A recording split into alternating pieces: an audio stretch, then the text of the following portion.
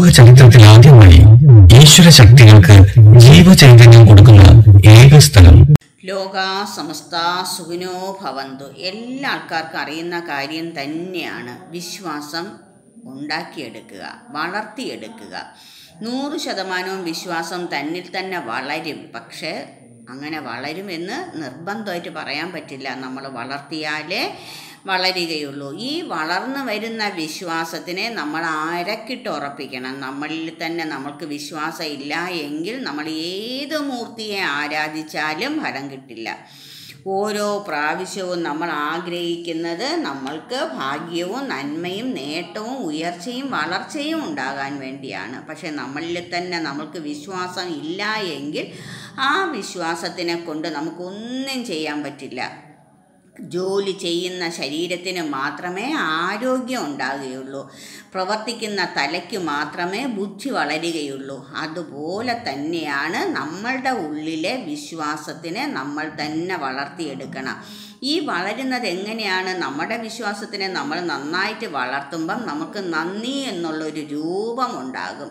ഈ രൂപത്തിനെ നമ്മൾ നല്ലവണ്ണം ലാളിക്കണം. നമ്മൾക്ക് നന്ദിയുണ്ട്, നമ്മൾക്ക് കടപ്പാടുണ്ട്, നമ്മൾക്ക് അതിനോട് യോജിച്ച് മുന്നോട്ട് പോകാൻ സാധിക്കുന്ന ഒരു മനസ്സുണ്ട് എന്ന് നമ്മൾ തന്നെ വളർത്തിയെടുത്താൽ മാത്രമേ അത് വളരുകയുള്ളൂ. കിട്ടുന്ന മഹാഭാഗ്യത്തിന് ആ നിമിഷം തന്നെ എടുത്തങ്ങ് കളഞ്ഞിട്ട് നന്ദി കെട്ട ജന്മങ്ങളായിട്ട് ജീവിച്ചാൽ ജീവിക്കാം എന്നേ ഉള്ളൂ. അത് ജീവിച്ചിരിക്കെ ശവമായി മാറുന്ന ജന്മങ്ങളായി മാറും. പിന്നെ ഇവർക്കറിയാത്ത വേറൊരു വലിയൊരു സത്യം കൂടെയുണ്ട്. ഭഗവാൻ തരുന്ന ഈ മഹാഭാഗ്യം നമ്മൾ നന്ദിയോടെ സ്മരിക്കുകയും പ്രവർത്തിക്കുകയും ചെയ്തില്ലെങ്കിൽ ഈ കിട്ടിയ മനുഷ്യജന്മം പിന്നെ പൂർണ്ണമായിട്ട് നമുക്ക് നഷ്ടപ്പെടുക തന്നെ ചെയ്യും. ഇതിന് ആർക്കും ഒരു തെളിവ് കൊടുക്കാൻ കഴിയില്ല. അങ്ങനെ എല്ലാത്തിനും തെളിവ് കൊടുത്തു കഴിഞ്ഞാൽ ഭഗവാൻ ആര്? ഭഗവാന്റെ കഴിവും ഭഗവാന്റെ രീതികളും മനസ്സിലാക്കി മുന്നോട്ട് പോകുന്ന ഒരു വ്യക്തിക്ക് മാത്രമേ ഭക്തിയും ശക്തിയും ഉണ്ടാകുകയുള്ളൂ. ഈ ഭക്തിയും ശക്തിയും ഉണ്ടാകുന്നത് ഈ നന്ദിയിലൂടെയും കടപ്പാടിലൂടെയും തനിക്ക് കിട്ടുന്ന മഹാഭാഗ്യം കാത്തു സൂക്ഷിക്കാൻ ചെയ്യുന്ന വ്യഗ്രതയിലൂടെയുമാണ്. ഇത് ആർക്കും അറിഞ്ഞുകൂടാ എന്ന് മാത്രം വിചാരിക്കരുത്. എല്ലാ ആൾക്കാർക്കും അറിയാവുന്ന കാര്യം തന്നെയാണ്. പക്ഷെ ആരും അത് പ്രാവർത്തികമാക്കില്ല എന്നതാണ് സത്യം. ആ സത്യത്തിനെ നമ്മൾക്ക് മുഴുവനോടെ എടുത്തങ്ങ് കളഞ്ഞിട്ട് റിയലായിട്ടുള്ള യാഥാർത്ഥ്യമായിട്ടുള്ള ഭഗവാൻ എന്ന വൻ ശക്തിയെ കൂടെ കൊണ്ട് നടന്നാൽ നമുക്ക് കിട്ടുന്ന ആ അനുഗ്രഹം എന്നുള്ള ഒരു വ്യക്തിത്വം അത് വളർത്തിയെടുക്കുക. 99% ആൾക്കാർക്ക് നന്ദി എന്തെന്നറിഞ്ഞുകൂടാ, കടപ്പാട് എന്തെന്നറിഞ്ഞുകൂടാ. അവർ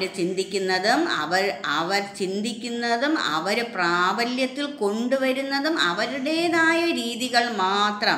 ആ രീതിക്ക് ഒരുപാട് ദോഷഫലങ്ങളുണ്ടെന്നും ഒരുപാട് കഷ്ടതകളുണ്ടെന്നും ജന്മജന്മാന്തരം അനുഭവിച്ച് തീർക്കേണ്ട കാര്യങ്ങളാണെന്നും ഉള്ള സത്യം മറച്ചു വച്ചിട്ട് അല്ലെങ്കിൽ മറച്ചു പിടിച്ചിട്ടാണ് അവർ മുന്നോട്ട് പോകുന്നത്. ഇതൊരിക്കലും ഒരിടത്തും പോയി എത്തില്ല.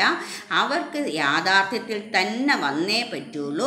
പഴയ കാര്യങ്ങളെക്കുറിച്ച് ചിന്തിച്ച് വേദനിച്ച് വിഷമിക്കുന്നതിനേക്കാളും പുതിയ കാര്യങ്ങൾ നേടിയെടുക്കാൻ ശ്രമിക്കുന്നതിനേക്കാളും ഇപ്പോഴുള്ള കാര്യങ്ങളെല്ലാം നന്നായിട്ട് നേടിയെടുത്ത് അതിനനുസരിച്ച് മുന്നോട്ട് നീങ്ങി നല്ല രീതിയിൽ പോയാൽ ഏതൊരാൾക്കും നേടാവുന്നതേ ഉള്ളൂ ഈ പ്രപഞ്ചത്തിലെ എല്ലാ ശക്തികളെയും.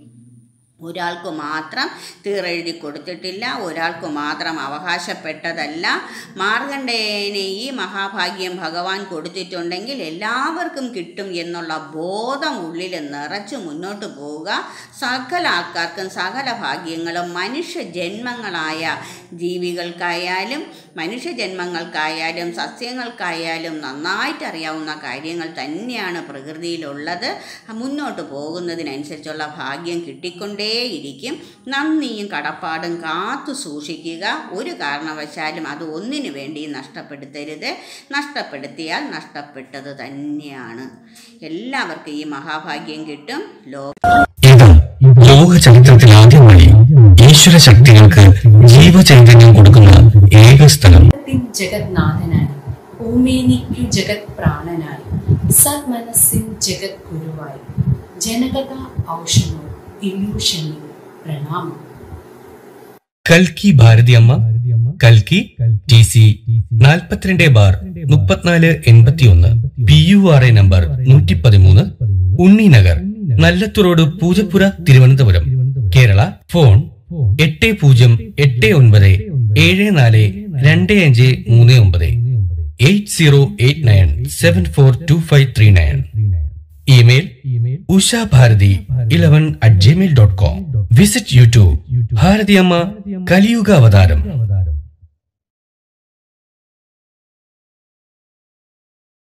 ഇത് ദൈവനിശ്ചയമാണ്. ഇത് ലോക ചരിത്രത്തിൽ ആദ്യമായി ഈശ്വര ശക്തികൾക്ക് ജീവചൈതന്യം കൊടുക്കുന്ന ഏക സ്ഥലം.